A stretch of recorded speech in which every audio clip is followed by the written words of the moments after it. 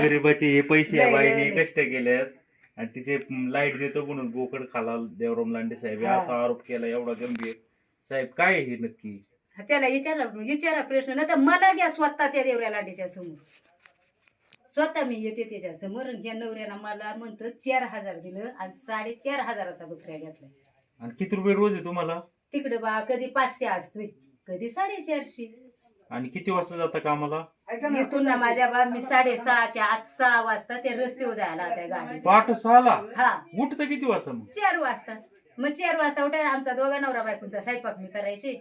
मग जायचे संध्याकाळी 4 वाजता उठणार, आंघोळ करणार, हा जनावरांना पाणी. नाही मग हे असतात ना जनावरांकडे. आणि मग स्वयंपाक करणार तुम्ही 4 वाजता हा पहाटे? आमच्या दोघांचा स्वयंपाक करणार मी मला डब्यात न्यायचे आणि त्यांनी झाकून आणि ठेवायचे. मग जाणार कुठं? मग ह्या इथं वर रस्ता तुम्ही आले ना हा. तिथं जाणार. मग तिथं एक लेबलची गाडी येते. हा. मग त्या गाडीत बसायचं आणि बनकर फाटीव. किती वाजता पोहोचता बनकर फाट्यावर? 7:30 असं 7 वाजेपर्यंत 7:15. मग तिथून? मग तिथून दुसरा शेतकरी असा येणार. मग त्याच्या संग आपण रोज ठरवायचा बुवा आज 400 रुपये. मग 400 त्यांना हा म्हणला ना का मग काय 9-10 बाया 7-8 बाया. मग त्याच्या संग जायचा. त्याची गाडी असते त्याच्या शेतात. मग तिथं त्या काही वेळभर आपला सकाळी 8:30 ते संध्याकाळी 5 पर्यंत काय काम होईल त्याचा करून द्यायचा. ते पैसे घ्यायचं परत बनकर फाटीवतो आणून सोडायचा. किती वाजता सोडतात बनकर फाट्यावर? 5 वाजता तिथं सुट्टी झाली का मग हातपाय धुवायचं जरा कपडे बिपडे बदलायचे असतात. मग ती कपडे बिपडे बदलून झाली का मग त्याची गाडी असते त्या गाडीत बसायचा बनकर फाटी येऊन उतरायचा. मग ही आपल्या इकडून घरातून आपली सकाळी नेलेली गाडी असते ना तिच्यात बसून यायचं. मग किती इथं वाजता पोहोचता इथं घरी? मग कधी कधी 8 वाजायच्या कधी 9 वाजायच्या.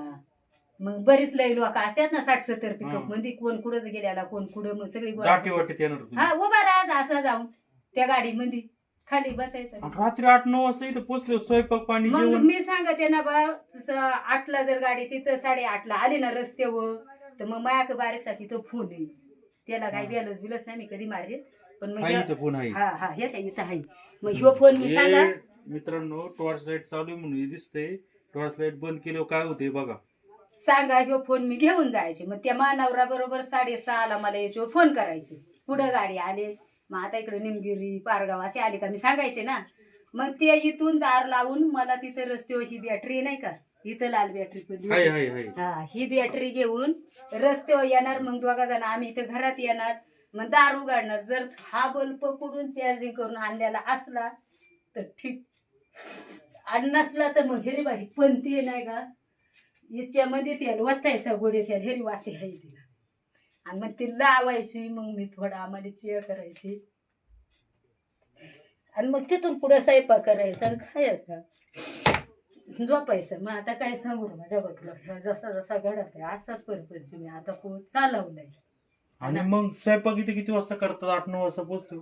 मग करायचं थोडा मी भात बीत घालायच्या आमच्या दोघांनी काही दूध बीत काढायचं मशीनचं मग खायचं. आणि झोपणार किती वाजता? 10-11 वाजता झोपायचं भांडी बिंडी घासून. मग सकाळचं घासायला तुम्ही 4-5 तास झोपता का? हा ते आता 3 दिवस झालं बा मी गेले नाही. परवाच्या दिवशी नाही गेले. आणि मग हे सगळे साचवले पैसे देवराम लांडेने बोकडाच्या नावाखाली खाली? हा त्यानं घेतलं 4,000 तरी हे मला म्हणतात बुवा 4.5 पण मला 4च म्हणलं तर आता मी काय पैसे आणायचे काय सांगाल तुम्ही देवराम लांडेंना? त्याला म्हणा अजून असंच गरिबांचं कष्ट खाली याच्या वाणी तो वाटोळाच होईल देवऱ्या लागल्याचा. याचा कसा वाटोळा झाला ना बा तसा होणार. या ना आज 22 वर्ष झालं आम्हाला तळतळावलाय. किती हा हृदय किती तळतळत असेल. जर लाईट असती तर बा मी बोर मारली पण नाही जमत तर पैसे रिटर्न द्यायला पाहिजे होती ना. बोर मारली असती कुठेतरी पाण्याची व्यवस्था केली असती. मायापोरांनी 4 पाहिल्या दाणं पिकलं असतं. आम्हाला शेत आहे थोडंफार. ठीक आहे चालेल. नका काळजी करू आपण. हे तात्पुरता उपाय. लाईट ओरिजिनल लाईट आल्याशिवाय स्वस्त बसायचे नाही. सगळी जुन्नर तालुक्याची नाही सगळी लोक तुमच्या सोबत आहेत. काळजी करू नका. होईल ते होईल. आपल्याला लाईट मिळवायची म्हणजे मिळवायची. आपल्याला अधिकारी हाय ना बा अधिकार. त्याला अधिकार नसता आम्हाला बुवा राशन कार्ड नसतं आधार कार्ड मतदान ओळखपत्र आमचं कुठं नाव नसताना आम्ही म्हणलं असतं आम्ही वंचित आहेत. पण आमचा सगळ्यात अधिकार आहे आणि आम्हालाच का असं वंचित त्याबद्दल एवढा काय आम्ही कोणचा गुन्हा केलाय का ना. आम्ही मुंगीरे बा अजून मी मारली नाही. त्याने साप निघाला ना तर आम्ही मारती नाही असं काठीनं ठोकीतो. आम्हाला भ्या वाटत आहे. पण काहीतरी पांडुरंगाची कृपा आहे ना बा म्हणून अजूनपर्यंत आम्हाला चूक आठवत असला नाही. ते पोर ह्या आमचे पाहुण्यांच्या सोयऱ्याला आमची पोर दिली ना, तिला डिलिव्हरी झाली आणि इथं आणली. तर ती लोक मोठाले येतात. तर त्याने 8 दिवसामध्ये ती पोर उचलून नेली. इथं अंधार ना, ती म्हणली नको आमच्या पोराला काय होईल. तेवढीच पोरं आली होती बरं का बाळूतपणाला इथं. तर 8 दिवसात ती लोक घेऊन गेली. नाही आम्हाला त्या नातवंडांचा आम्हाला सुखदान नाही आणि लेकींचा नाही, जावयांचा नाही. म्हणजे जावई आमच्या घरीची येते नाही. आलं का म्हणजे तुमच्या इथं अंधार काय करणार. पाहुण्या कोणी आमचं येई बाई कोणी येत नाही. आम्हीच बघा नवरा बायकोच फक्त इथं. आणि पोरा आमची आली कधी तर अशी सुट्टीला. आपण लाईट घेऊन दाखव घेणारच लाईट, काळजी करू नका. 100% लाईट भेटेल. हे काय नाही फक्त आम्हीच नाही, चांगली चांगली मोठी मोठी लोकांनी फोन केलाय.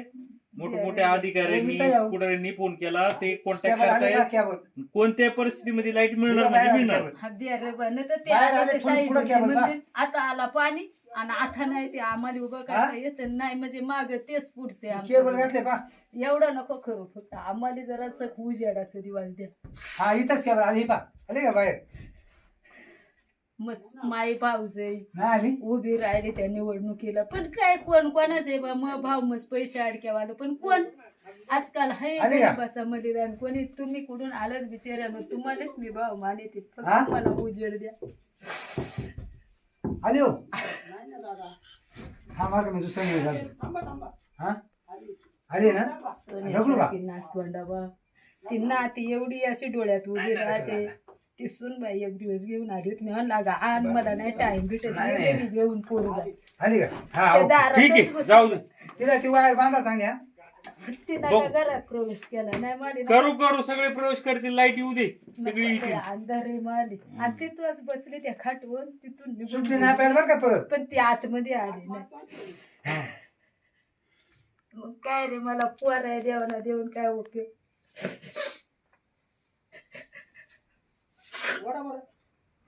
जावई मग आलं का त्या रस्त्याला त्या पोरीने 5 मिनिटं घराकडे लावायचं जावा आणि या लगेच का तर तुझ्या बापाच्या इथं अंधार रे माणसं आम्ही नाही येते.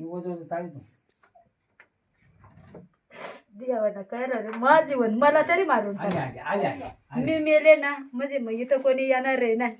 आणि कोण कोणाला काय बोलवते मला ऐकाय येणार नाही. मला असून मला एवढा देवाना मा गोकुळासारखा घर बसून भरून माझ्याजवळ जर कोणी येईना एवढ्या गोष्टीमुळे कोणी काय करू. ती बारीक बारीक नाती आता म्हणजे तुमच्या इकडे आई उजे